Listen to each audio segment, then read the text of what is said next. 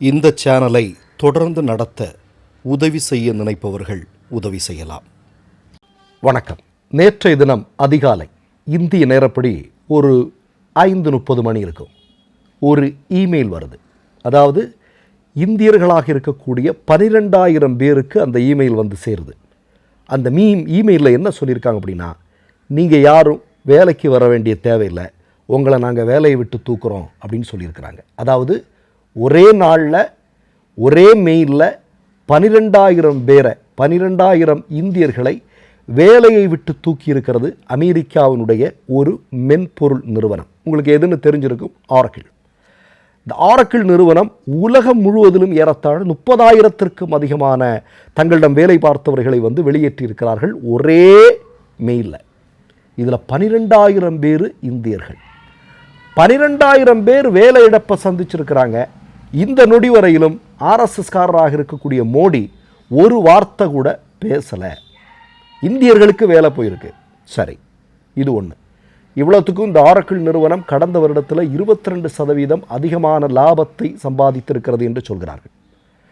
அப்படி சம்பாதித்த ஒரு நிறுவனம் சொல்லாமல் கொள்ளாமல், நீ ஆஃபீஸு கூட வர, பேச்சுவார்த்தை கூட கிடையாது, நீ ஆஃபீஸு கூட வர வேண்டிய தேவையில்லை, உனக்கு மெயில் போட்டாச்சு, நீ கிளம்பிடு அப்படின்னு தூக்கியிருக்கிறாங்க.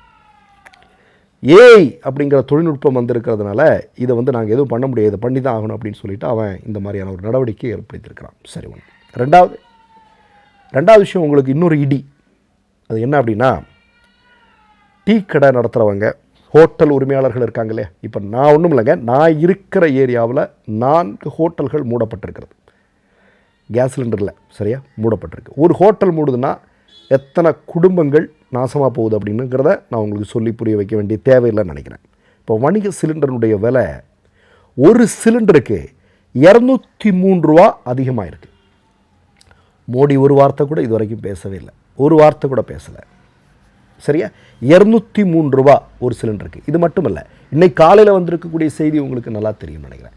ஷெல் நிறுவனம் பெட்ரோல் டீசலுக்கு 25 ரூபாய் 7 ரூபாய் அப்படின்னு உலக வரலாற்றில் இதுவரையிலும் இவ்வளோ பெரிய விலையேற்றத்தை எந்த நாளும் சந்தித்ததில்லை. பெட்ரோல் டீசலுக்கு 25, 7 இப்படின்னு சொல்லி விலையை ஏற்றி இருக்கிறாங்க. என்ன பண்ணுறதுன்னு தெரியல. இது 2வது இடி, இந்திய மக்களுடைய தலையில் விழுந்திருக்கக்கூடிய 2வது இடி. ஆனால் மோடி வேடிக்கை பார்த்துட்டு கொண்டிருக்கிறார். 3வதான விஷயம் உங்களுக்கு தெரியும், இந்த ப்ரீமியம் பெட்ரோல். இப்போ விமானத்திற்கெல்லாம் போடக்கூடிய ப்ரீமியம் பெட்ரோல் ரொம்ப குவாலிட்டியானது. சரியா, இந்த பெட்ரோலுடைய விலை வந்து எக்குத்தப்பாக எகிரி இருக்குன்னா பல மடங்கு உயர்ந்திருக்கிறது. எந்த காலத்திலும் இல்லாத அளவிற்காக ஒரு மிகப்பெரிய அளவில் விலைவாசி உயர்வை கண்டிருக்கிறது. இதனால் விமான கட்டணம் எப்படி போயிருக்கு தெரியுமா? நீங்கள் பார்த்தீங்க அப்படின்னா, இப்போ சென்னை டு தூத்துக்குடி பழசு எவ்வளோ பார்த்தா 3,608 ரூபா. இப்போ எவ்வளோ தெரியுமா? 6,503 ரூபா. இப்போ சென்னை டு மதுரை முன்னாடி 3,129 ரூபா, இப்போ 5,467 ரூபா. இப்போ சென்னை டு கோவை நீங்கள் முன்னாடி பார்த்தீங்கன்னா 4,351 ரூபா, இப்போது 4,956 ரூபா. அடுத்த இடி. இதனால் நீங்கள் பார்த்தீங்க அப்படின்னா, இந்தியாவில் இருக்கக்கூடிய தனியார் நிறுவனங்கள் எல்லாமே கோடிக்கணக்கில் சம்பாதிக்க போகிறானுங்க. நீங்கள் இன்னொரு நுட்பமான விஷயத்தை பார்க்கணும். இப்போ கேஸ் சிலிண்டர் பற்றாக்குறை இருக்குது. சரியா, இப்போ எல்லோரும் கரண்ட் அடுப்புக்கு மாறிட்டு இருக்கிறாங்க. இப்போ கரண்ட் வந்து நம்ம எங்கேருந்து வாங்குகிறோம்? மோடியினுடைய செல்ல பிள்ளையாக இருக்கக்கூடிய அதானிங்கிற ஒருத்தங்கிட்ட இருந்தால் நம்ம நிறைய மாநிலங்கள் வந்து மின்சாரத்தை கொள்முதல் செய்கிறார்கள். குறிப்பாக நீங்கள் இந்த சம்மரில் நீங்கள் பார்த்தீங்கன்னா மின்சார பயன்பாடு வந்து அதிகரிக்கும். உங்களுக்கு எல்லாருக்கும் நல்லா தெரியும். அப்போ இந்த நேரத்தில் மிகப்பெரிய கொள்ளையடிப்பதற்கு தயாராக இருக்கக்கூடியது யார்? அதானி. கூட்டு நண்பர் யார்? மோடி. அப்போ இவ்வளோ பெரிய சிக்கல்கள் வந்து இந்தியாவை சூழ்ந்திருக்கிறது. என்ன பண்ணுறதுனே தெரியல. 12,000 பேர் ஒரு நாளில் வேலை இழக்கிறாங்கன்னா கொஞ்சம் யோசிச்சு பாருங்கள். நீங்கள் என்ன பண்ணுறதுங்க? அந்த 12,000 ஃபேமிலியும் என்ன பண்ணுவாங்க? உடனடியாக வேலை கிடைக்குமா? இப்போ நான் என்ன கேட்குறேன், இந்த கம்பெனியில் ஒரு எக்ஸ்பீரியன்ஸ் ஒரு 5 வருஷம் எக்ஸ்பீரியன்ஸ் இருக்கிற ஒரு ஆள்னு வச்சுங்க. நீங்கள் அந்த எக்ஸ்பீரியன்ஸுக்கு அவர் வாங்கியிருந்த சம்பளத்துக்கு இன்னொரு கம்பெனியில் போய் உடனடியாக வேலை கிடைக்குமா? கிடைக்காது. ஏன்னா அவன் புது ஆளை போட்டு அவன் வேலை செஞ்சிட்ருப்பான். அப்படி தானே கார்பரேட்டுகள் அப்படி தானே பண்ணுவானுங்க. இந்த 5 லட்சம் 10 லட்சம் 2 லட்சம் 1 லட்சம் இப்படி வாங்குறவனை கொண்டு வந்து போடுறதுக்கு பதில் ஒரு 4 வாரம் ட்ரைனிங் கொடுத்தா அவனை வந்து ஒரு 20,000 ரூபாய்க்கு வேலை செய்யலாம். இன்னும் இந்தியன்ஸ்னால் அடிமட்ட விலைக்கு வந்து நம்ம விலை பேச முடியும். அமெரிக்காரனுடைய நிறுவனத்தில் அமெரிக்காரனை வேலை செய்யணும்னா அவனுக்கு உரிய பணம் கொடுக்கணும். இங்கே அப்படி கிடையாது. நம்ம ஆட்கள் வந்து எதாவது கிடைச்சா போதுங்கிற நிலைமைக்கு மோடியினுடைய ஆட்சியில் தள்ளப்பட்டிருக்கிறோம். இப்போ இடி மேலே இடி இறங்கிட்டு இருக்கு. மோடி எதுவுமே கண்டுக்கலை.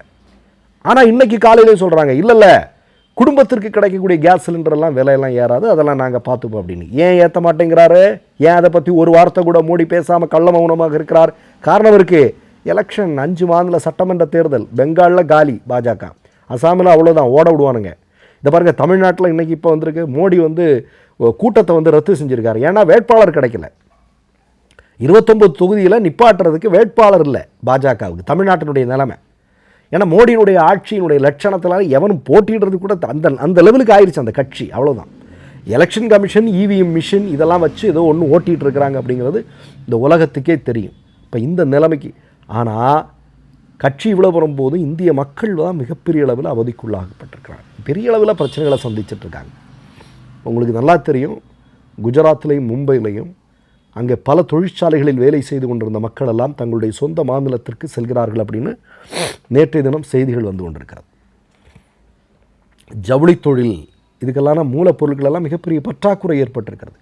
ஒன்றும் இல்லைங்க, ஹோர்மஸ் நீரிணையில் 20,000 கப்பல்கள் நிற்குது. அதில் 20,000க்கும் அதிகமான மாலுமிகள் உட்பட வேலையாட்கள் வந்து என்ன பண்ணுறதுன்னு தெரியாமல் தவிச்சிட்ருக்காங்க அப்படின்ற செய்தி வருது.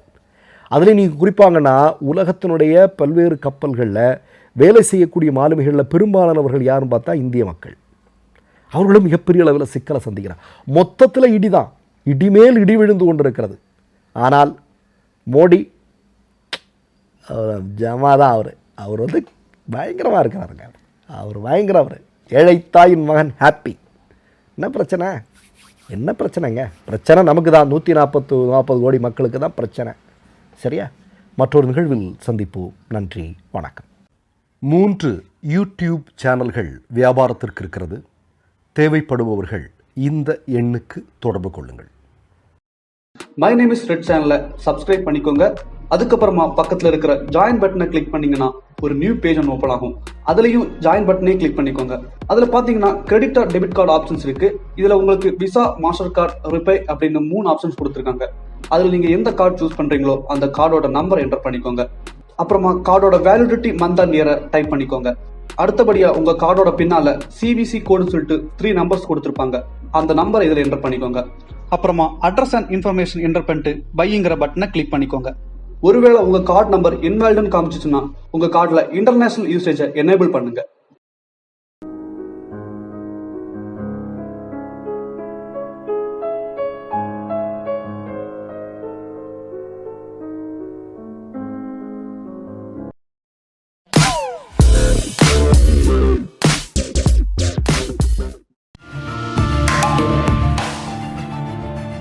கேள்விகளை நீ கேட்கிறாயா அல்லது நான் கேட்கிறேன்?